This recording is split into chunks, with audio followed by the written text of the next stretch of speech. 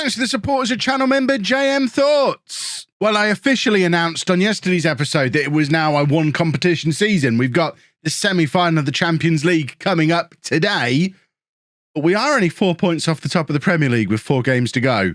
So there's a potential backdoor Kev situation emerging also. Hello and welcome to part 18 of Rebuilding Arsenal. I'm Kev, and coming up on today's episode, we have both legs of our Champions League semi-final against Manchester City. Unless, if we get absolutely battered in the first leg, I probably won't even bother showing you the second leg.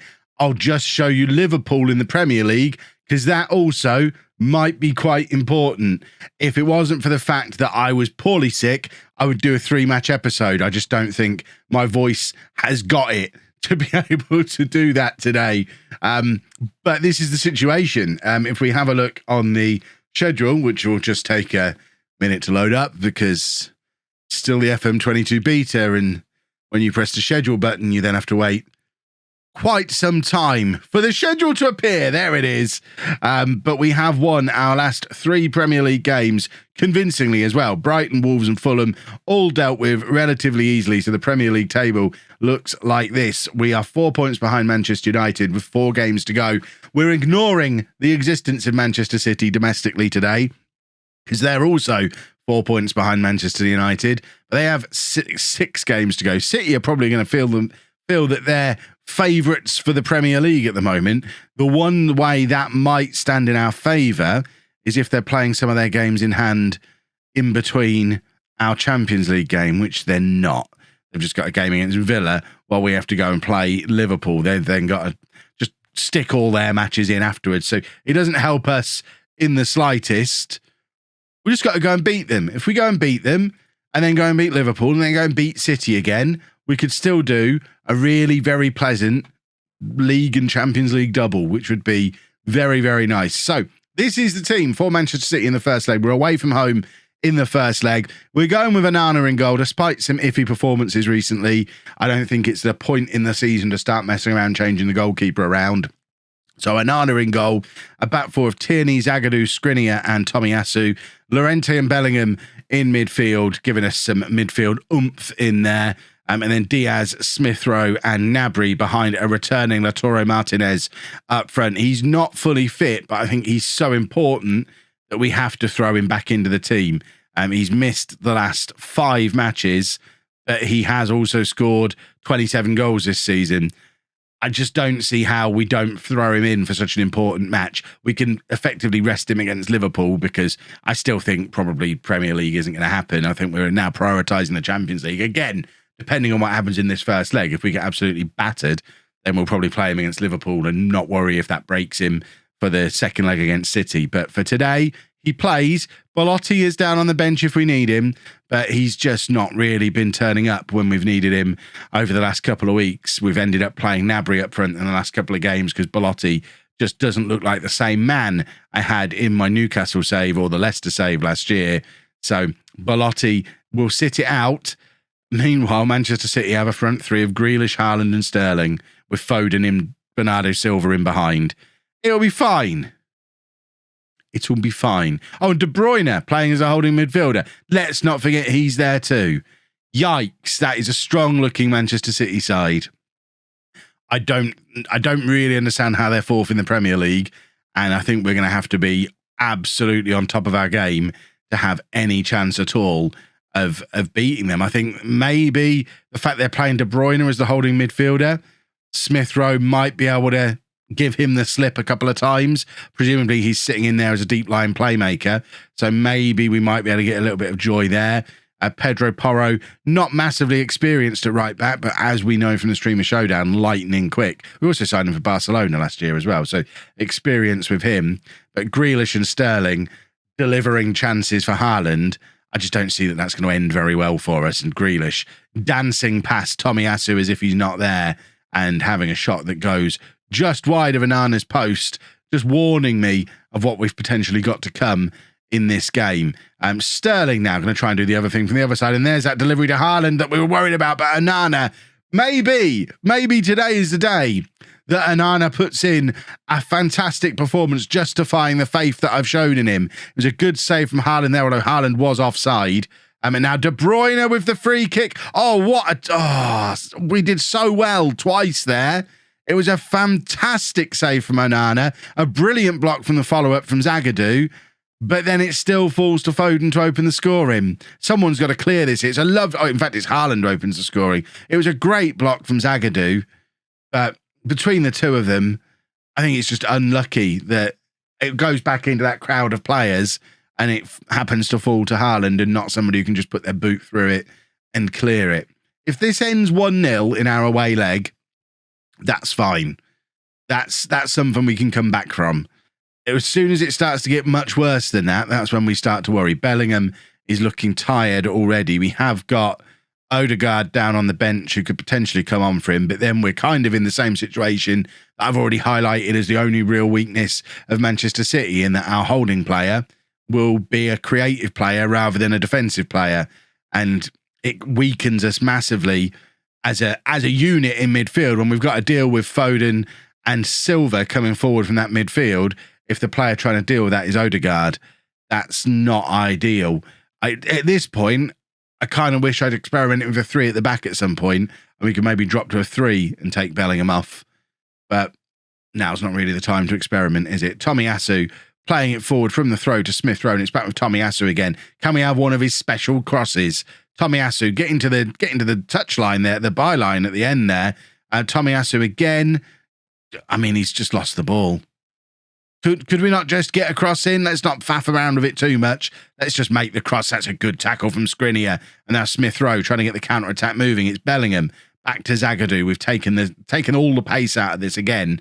We look like we're playing as if we're happy with the scoreline as it is, even though I've not told the players that's the case. Lovely ball from Gnabry, and Luis Diaz is there. Oh, what an important goal that could turn out to be. 64 minutes gone. It's very much against the run of play, but what a pass from Gnabry. And it is Manchester City 1, Arsenal 1. What a pass on his weak foot as well. And Luis Diaz is there to hit it past Ederson first time. It's our first real chance of the match, and we've scored from it. That could be huge. Right, 25-ish minutes to go. We've given the ball away. Sloppy. Oh, it's at the post. Somebody clear it. It was such sloppy defending. Skriniar did well to win the header against Haaland. But then I think it was between Skriniar and Tomiyasu, sloppy passing, lets Grealish in, he's hit the post, and then we've got away with one a little bit there. We can't afford to let a Manchester City player have a chance like that. Lautaro Martinez is struggling. Belotti's going to come on for him. He's tired. Martinez is tired. He's not fully fit. Get a replacement on, and I think we are going to have to take off Jude Bellingham as well, and Odegaard is going to come on in midfield. Let's make Llorente. No, let's press the right buttons, Kev. Llorente can be the box-to-box midfielder. Odegaard will play as the deep-lying playmaker. And then why have I not got Saka on the bench? What nonsense is this? Why is Saka not on the bench? Whose idea was that? Leave things as they are for now. I want to bring Saka on immediately. That could cost us the whole save. Not having Saka on the bench here. Let's hope he's suspended or something, and I've got a good reason for it. Otherwise, I'm just a buffoon for not having Saka on the bench, because he's, quite apart from anything else, he can play in multiple positions. We've got Ricardo Pereira down there, who's basically an inferior version who plays on the opposite side. Ugh, idiots. Right, Haaland's played Grealish in here. We are chasing back. Haaland is free in the middle. Somebody needs to mark Erling Haaland. Nobody did. Oh, and it's 2-1 to City, and that's poor again from us. We're not tracking the runs of these Manchester United forwards. We've got two players chasing Grealish out there. Meanwhile, Haaland is just sitting in a little pocket where he's marked by, I guess it is Zagadou who's on him. So Zagadou's been smart enough to stay with him. I thought it was one of the midfielders who were covering him. Oh, God, this is a mess defensively. What is going on? Come on, boys. We're better than this. The big problem is Manchester City are really good. They've got Fernandinho on now, fixing the problem that we identified they might have. And once again, the ball just comes off of Onana into the path of one of their players. He's got to start pushing it around the post or keeping hold of it, or our defenders need to get to these rebounds. We're gifting goals. Yes, they've been the much better team, but it's frustrating. Right. We are going to bring on Martinelli, Luis Diaz. It's not really the substitution I wanted to make in the circumstances. But it's what we're going to do. We're going to offer some encouragement. It's not all over at 3-1. It's difficult at 3-1. It'd be much easier at 3-2. But we can come back from this. It's just going to be really hard. We'd have kept that a little bit tighter. I'd be feeling a lot more confident going into the second leg. Right, I'm going to play Liverpool off camera. Jude Bellingham's shattered again. We can't really send him on holiday. We need him for that second leg. We'll just rest him in the game against Liverpool. Which I'll play off camera. If it looks like we might be winning it, I might jump in midway through and show you the end of the match. But I'm assuming we're going to lose against Liverpool in the title race. Will well and truly be over this time. And then we'll be back for City in a minute. I'm a little bit afraid of turning the camera on because I assume this is going to let Liverpool back into the game now. But with 20 minutes to go, we are winning 1-0. So I figured I should probably let you see the final throws of this match as we might be reinserting ourselves back into the title race. Unfortunately, Manchester United are winning 3-0 in their game. So as it stands right now, we would be 4 points behind United, 3 games to go.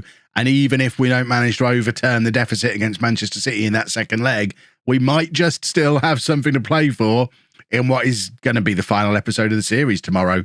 Almost certainly. But there you have it. Liverpool 0, Arsenal 1.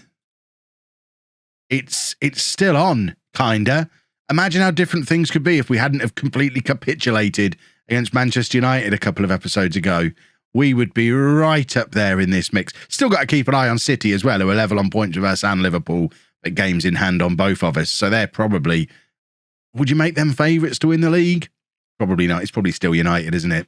Let's go and play the second leg against Manchester City. Here we go then, folks. Second leg against Manchester City. It's the strongest team we can possibly put out. No injuries, no suspensions, no excuses. We need to win.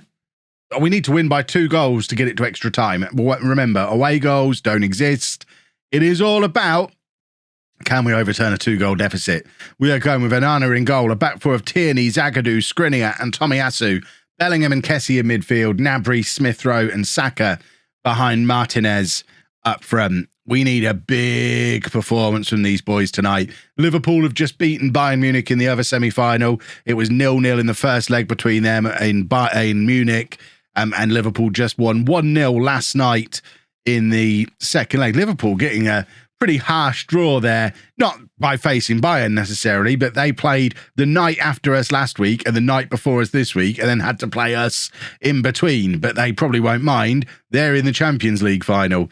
We would like to join them there, especially now we know we can beat them. Martinez is in, and what a start to the game. Lautaro Martinez, it was an aimless ball forward, and Martinez has made far more of it than he had any right to, really. It's just Saka looks up, lumps it, and then Martinez makes it look like a good pass. And what a finish as well. 5 minutes gone. Arsenal 1, Manchester City 0 on the night. Still 3-2 to City on aggregate. But that is exactly the start we needed to give us a chance. They're playing De Bruyne as their holding midfielder again in this match, which is it's certainly interesting. But look at the balls he can spray around. I mean, he's put Foden in there, and Onana is equal to it this time. But I don't really like the idea of De Bruyne knocking the ball around as the quarterback. Those of you who watched Non-Leagues Legend a few years ago and remember Vermonti, I imagine he's very much a Vermonti style holding, well, not even a holding midfielder, just a deep playmaker, pulling all the strings from back there. And Smith Rowe needs to give him an unpleasant time. I think that's the only way we win this match. Smith Rowe has to ruin De Bruyne. Tomiyasu trying to find Smith Rowe, but De Bruyne gets there ahead of him. I mean, that's kind of sums up what our problem might be today. Maybe we need Odegaard in there. A lot of you trying to tell me Odegaard is better than Smith Rowe. Everything I've seen says Smith Rowe is better. Wonderful work from Kessie. 10 minutes in and City caught napping. Kessie charges forward, nicks the ball off the defender and calm as you like, slots it under the goalkeeper. It's Ruben Is it Diaz? No, it is Diaz. Diaz just caught napping. Kessie is in and I still wasn't that confident that he'd finish it, but he has. He's tucked it under the keeper. It's 3-3 on aggregate now. We are level. Now just don't balls up for 80 minutes. I mean, it'd obviously be nice to go on and win the match as well, but we are now on a level playing field with still 80 minutes of this match remaining. The hard work is done. It's now just an 80-minute football match. The winner goes into the Champions League final. De Bruyne, was that De Bruyne again, spraying the ball around all over the place? And City have got an immediate reply. See, they're just so threatening going forward. When you've got the front three that they've got, and then Foden coming in from deep, and Bernardo Silva coming in from deep, and De Bruyne. In fact, it's Bernardo playing the ball there that time. Oh, God. They've got too many good players. A Manchester City save must just be so easy. Ugh, right, we need Bellingham to up his game and Smith Rowe to up his game.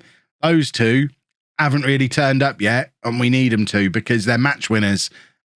On their night, they're match winners, but they're all very young. We've got a lot of very young players in the team. I guess that's the one thing, the positive you'd pull out of this as an Arsenal fan, is how young this team is. We will be doing a 5 years in the future video, assuming I can get it holidayed forward 5 years, which shouldn't be a problem. Oh, I thought Bellingham was getting sent off there. So I think this Arsenal team is destined for greatness, even if it doesn't get it this year, because it's now 2-2 on the night, 5-3 to City in aggregate.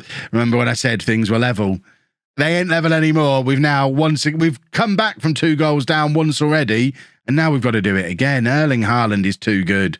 Phil Foden is too good. Oh, it's sickening. We've done so well. We'll demand more now. I hope it's the right call.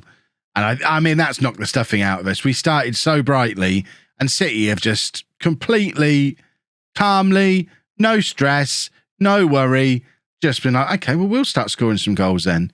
We've got 45 minutes to score twice just to get us to extra time. That's scoring twice without a reply.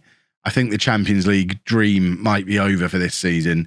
It's looking like it's going to be a Manchester City-Liverpool final, and we've just got to hope for some magic in the league as we attempt to backdoor Kevit tomorrow. Of course, it could all change. It's probably not going to, though, is it? Smith Rowe's got to come off. I love him, but he's not done very well today.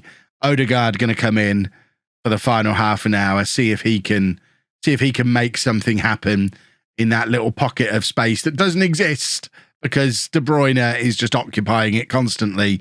Kessie's shattered. Llorenti's going to come on. It means we can make Bellingham the box-to-box midfielder now. And I think we'll leave it there for now. We'll give it another couple of minutes. We probably have to go more attacking, don't we? I'm thinking maybe bring Belotti on for one of the wide players and stick Odegaard out on the other wing. We've got to try something.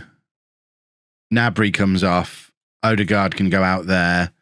Then Belotti can go up with Martinez, who can then go a bit further forward. Odegaard, if we put him as... He doesn't like that role at all, does he? Perhaps what we could do then... Let's properly go for it. Do this. And Bellingham can just be the midfield on his own. In fact, if we offset them slightly, we can put Bellingham like that. And have him in there as the playmaker. He can just be a winger on that side. He can be a winger on that side. Get him attacking. Get him attacking. How tall's Onana?